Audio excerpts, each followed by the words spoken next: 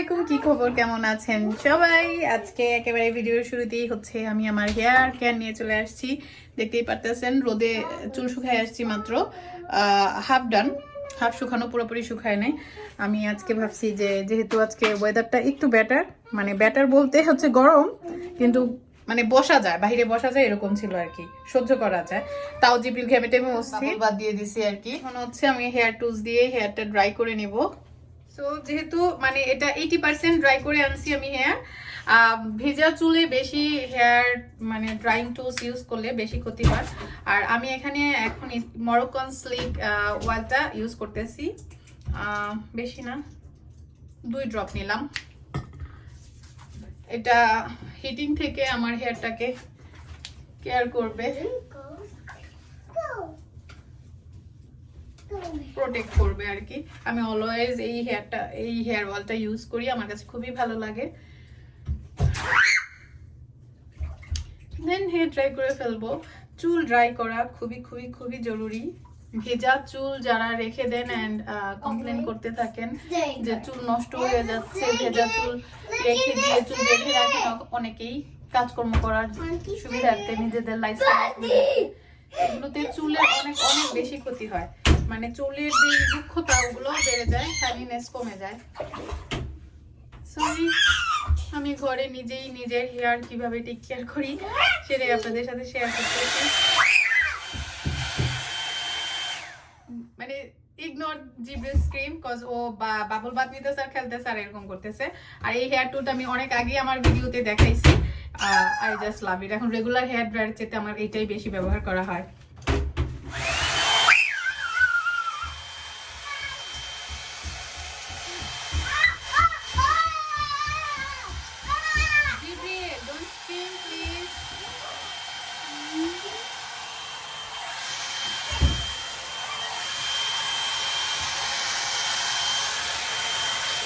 So easy to do blow dry with this.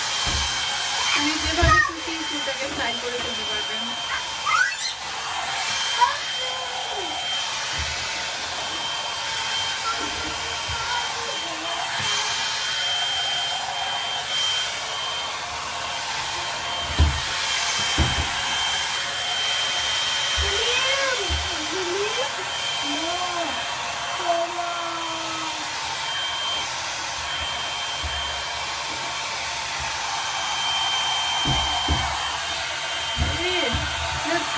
How silky and shiny my hair is. আমি ক্যামেরাটা একটু ডান করি।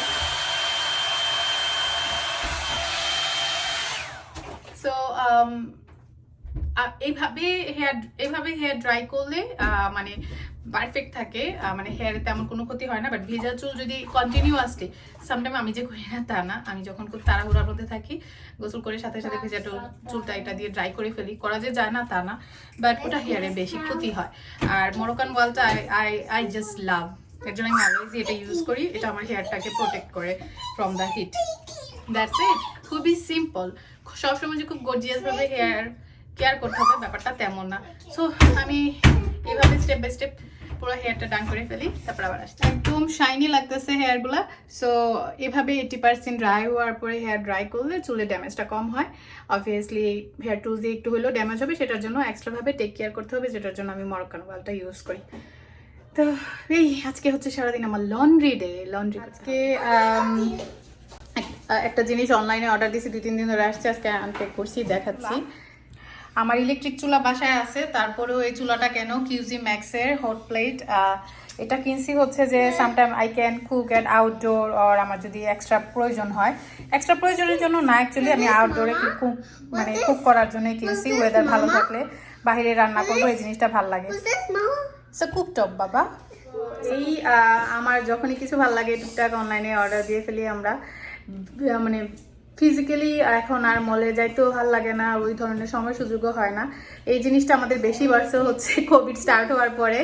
So অনলাইনে কেনাকাটা একটু বুঝে শুনে রেটিং দেখে করতে পারলে ঠকে না মানুষ, এটা আছে আমার এক্সপিরিয়েন্স। আমি এখন পর্যন্ত যতগুলো কেনাকাটা করছি, অলসো রিফান্ড পলিসিও থাকে ভালো ভালো জায়গা থেকে কিনলে।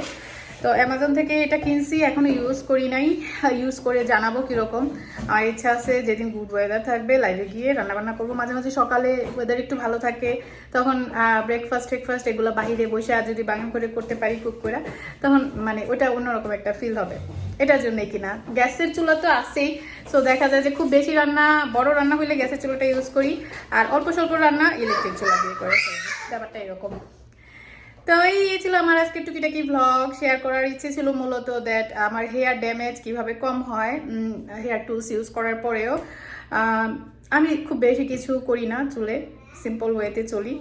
আর তারপরেও যদি আপনার সব কিছু মেনটেন করার পরে, চুল ক্লিন রাখার পরেও যদি হেয়ারফল হচ্ছে, you should visit a doctor. Hormonal problem অথবা শারীরিক অন্য কোনো প্রবলেম থেকেও হতে পারে।